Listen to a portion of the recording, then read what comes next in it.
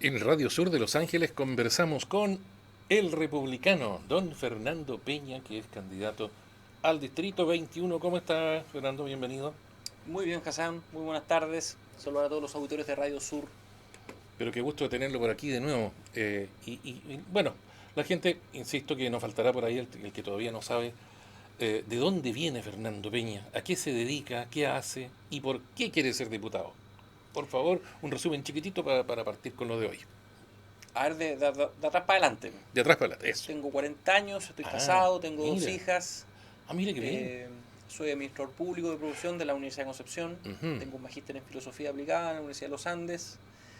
He trabajado en el mundo público y privado. En el mundo público ujú. fui asesor en el 2012 de la ex ministra del Trabajo Camila Merino, que ahora es alcaldesa de Vitacura. También de la ex ministra del Trabajo Evelyn Matei, que hoy día es candidata presidencial de Chile Vamos. Mm, Y después de eso, fui asesor en el Ministerio de Educación del ex ministro Harald Beyer. Y cuando lo destituyeron, con una acusación constitucional muy injusta, también me quedé trabajando con Carolina Schmidt. Y después de eso, volví a Concepción. Trabajé en labores directivas y también en algunas labores académicas en la Universidad Andrés Bello. Después de eso fui seremi de educación en la región del Biobío y actualmente estoy haciendo clases en el CFT estatal Biobío, hice clases también en la Universidad San Sebastián, fui director de carrera también ahí un tiempo en la carrera de Administración Pública. Eh, por lo tanto, he desarrollado, se podría decir, una carrera a mis 40 años, porque tampoco tengo una experiencia ni una ujú. trayectoria gigante, pero sí desde que salí de la universidad he logrado acumular una trayectoria interesante, tanto en lo público como en lo privado. En lo privado también, y esto es algo, una faceta quizás menos conocida mía, Ujú. Confiésese nomás aquí para que lo conozcan, pues, claro, ¿sí?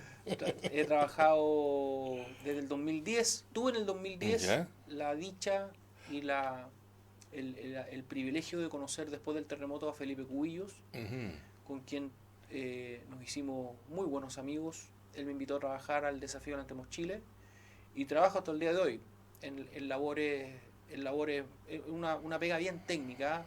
eh, yo asesoro a la fundación en temas tributarios relacionados a las donaciones que hacen las empresas, a los beneficios tributarios, medio especial. Es un área también de especialización en la que me he ujú. ido desarrollando Ah, mira. en sistemas filantrópicos, se podría decir, ¿ya? O en beneficios tributarios asociados a las distintas leyes que hay para acceder a tanto a crédito fiscal como a gasto, dependiendo obviamente del fin que se persiga. Y también en el desafío Entremos Chile, apoyando en la formulación de proyectos, que es un área también donde he ido desarrollando alguna expertise. Por lo tanto, ahora, si tú me preguntas dónde he desarrollado de manera un poquito más meticulosa, con mayor profundidad, o en qué cosa me peino, se podría decir, en educación. Ujú, Actualmente, de hecho, integro un consejo asesor que asesora directamente al presidente de la República, de hecho, en la implementación de los servicios locales.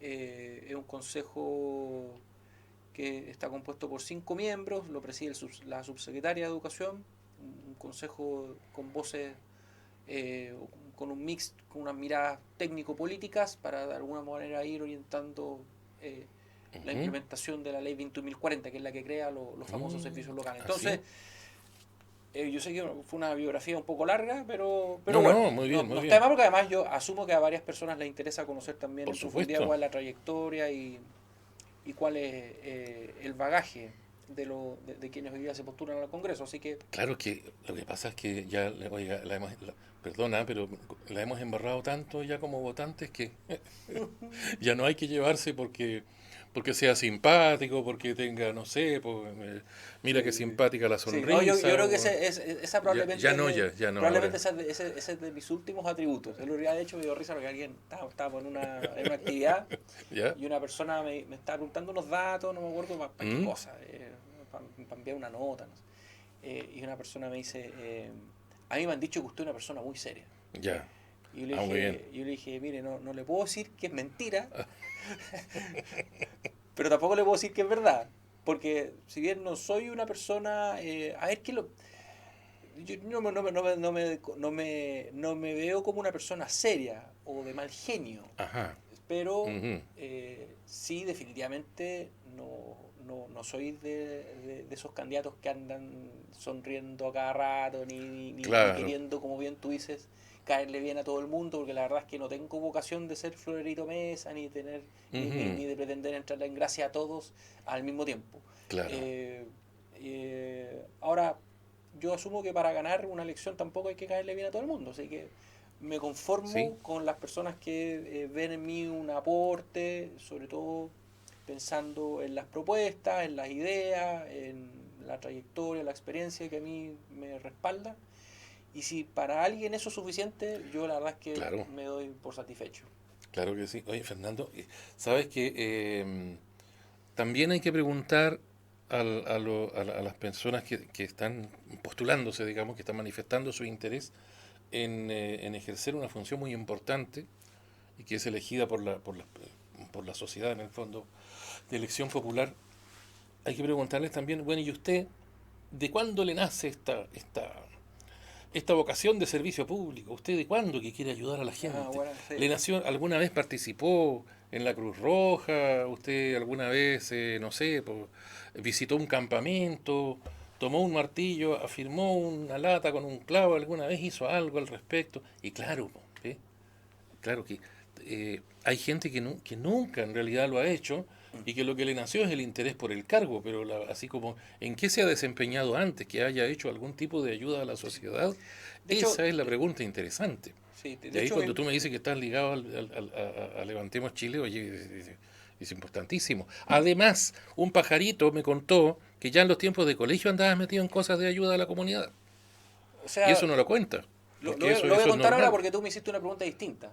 Ujú. Mi trayectoria profesional, de alguna manera, ha estado siempre cruzada o alimentada Ujú. por mi interés por lo público, por el servicio público. Yo al menos Claro, entiendo la política más que como el oficio, las intrigas, el ejercicio y la conquista del poder, lo entiendo claro. sobre todo como... Esa era la politiquería que decían, Claro, ¿no? yo lo entiendo sobre todo como una actividad de servicio y de ayuda a la comunidad. Exacto. Eh, y Al país en yo el fondo. empecé efectivamente muy joven Ujú. en ese ejercicio. Cuando estaba en el colegio, de hecho, tuve también el privilegio, el honor de conocer a José Antonio Caz cuando yo vivía en San Bernardo. Ujú. Lo ayudé en su primera campaña de diputado ahí en la provincia del Maipo. Y la verdad es que fui testigo de sus primeros pasos en política y siempre él para mí fue un Mm. líder y un ejemplo muy Un genuino. referente Un interesante. referente, sí. ¿Ah? Y ahí nosotros formamos un movimiento que se llama Calcuta, en San Bernardo, Ah, que mira. era un movimiento que lo que hacía básicamente era ir a visitar campamentos, Ujú. sectores muy marginales de San Bernardo y de otras comunas, en Los Pejos, en el Bosque, después en Concepción, Valdivia, Claro. Valparaíso. Y lo que hacíamos nosotros es que estábamos una semana compartiendo con los vecinos, con los dirigentes, y el hito principal de esa, nosotros lo llamamos vivencia. Ujú. No ocupamos la palabra trabajos voluntarios, Ajá. ocupábamos la palabra vivencia. A lo mejor ya estaba registrado eso. No, pero ocupábamos la palabra vivencia, de hecho, por una razón bien filosófica. Lo que ¿Ya? pasa es que la palabra vivencia era una palabrita que yo todavía no descubro si la acuñó Miguel de Unamuno o algún filósofo alemán, al parecer. Probablemente tiene alguna raíz alemana, Ujú. porque es una palabra que a diferencia de la experiencia, la Ajá. vivencia lo que hace es generar un nivel de transformación mayor, por así decirlo, del alma o del espíritu. Por eso me tinca que tiene una raíz alemana, Puede probablemente. ser. Y lo que hacíamos en esa vivencia era estar una semana completa compartiendo con vecinos, con dirigentes, y el hito culmine de esa vivencia es que nosotros construíamos una cruz de madera Ujú. muy modesta, muy humilde, al medio de los campamentos, y, y ese era de alguna forma el legado o el signo visible de nuestro paso por ese campamento. Entonces, era una actividad que lo que buscaba en lo principal era justamente sanar más que en lo material o en lo económico, porque no íbamos a entregar ayuda, la verdad es que era muy poquita la ayuda material que Ujú. llevábamos a los campamentos, pero era sobre todo una ayuda espiritual. ¿Por qué? Porque muchas personas que vivían en esas condiciones eh, nos confesaban durante esa semana, nos abrían sus corazones, podían conversar con alguien. Tú no te imaginas, Hassan, la soledad en la que muchas personas viven en esa situación, que es una soledad que afecta, creo yo, hoy día de manera más transversal a toda la sociedad, pero que se ve principalmente en adultos mayores y cuando hay una situación de pobreza es aún más. Entonces, nosotros íbamos principalmente a escuchar a las personas, a conversar con ellas, a Ujú. compartir un rato, un momento agradable, a tratar también de subirles el ánimo, porque la verdad es que son lugares en donde se huele y se respira no solamente pobreza material, sino que también espiritual y sobre todo lo lúgubre o lo triste de vivir obviamente en una situación donde no hay ni servicios básicos ni lo mínimo. Claro, una carencia Entonces, y marcada. lo lindo es que muchas personas después nosotros cuando volvíamos a esos Ujú. campamentos, porque no es que fuéramos solamente una semana, sino que después estábamos con actividades permanentemente, las dirigentes nos decían eh, que, que muchos jóvenes que por ejemplo consumían drogas al interior del campamento, Ujú. muchos jóvenes dejaban de consumir drogas al interior del campamento por la presencia de la cruz. Mira. Entonces, la cruz que nosotros en Calcuta clavábamos y plantábamos en esos lugares eran finalmente lugares de pacificación. La cruz servía para pacificar y lo que hacía era Ujú. alejar muchas veces zonas de conflicto o lugares de conflicto que obviamente en espacios son naturales. Pero ahí tú te das cuenta de que en verdad al final es algo bien lindo que yo aprendí de un expresidente checo. Cuando, cuando sacaba el régimen comunista en la ex Checoslovaquia asume de presidente Václav Havel, que, que muchos lo comparan con Jaime Guzmán, porque Václav Havel Ujú. era dramaturgo y entendía la política de una manera muy linda. Él entendía la política como el arte de lo imposible. Ah, sí, mira. Y él definía que ese arte de lo imposible era sobre todo aspirar a través de la política a mejorar no solamente la calidad de vida, sino que a lograr la mejor versión de nosotros mismos, a Ujú. lograr la excelencia humana y a través de eso obviamente mejorar la sociedad. Finalmente, él entendía la política, lo dice en un libro precioso que tiene de relatos muy íntimos, donde él define la política como finalmente el arte de transformar los corazones. Se trata finalmente de que a través del el servicio público nosotros podamos construir una sociedad mejor, pero desde el cambio que es más difícil, que es el cambio de uno mismo. Porque finalmente todas las pasiones, todos los desembocamientos, todos los problemas que uno ve en el Ujú. mundo parten finalmente desde el corazón humano.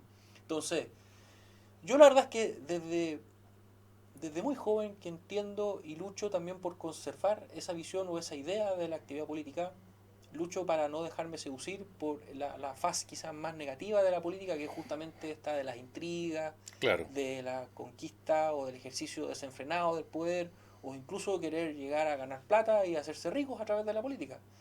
Yo la verdad es que tengo una visión distinta y esa visión yo se la debo en gran medida también al ejemplo y a lo que vi de José Antonio desde que él era Ujú. un joven novato en Mira. estas artes y por lo mismo es que para mí es muy natural hoy día también asumir un desafío como este, porque crecí viendo un muy buen ejemplo y además que yo no me hubiese figurado en otro lugar que no hubiese sido este ahora con el momento Mira. histórico y político en el que está José Antonio. O Claro. sea, estoy en el lugar que yo sé que tengo que estar apoyando a quien también a mí me Ujú. apoyó mucho en el pasado, Ujú. quien fue para mí y sigue siendo un ejemplo, y con quien tengo una historia en común y una historia en común que solamente nos invita a seguir defendiendo esa idea y esa visión de la actividad pública.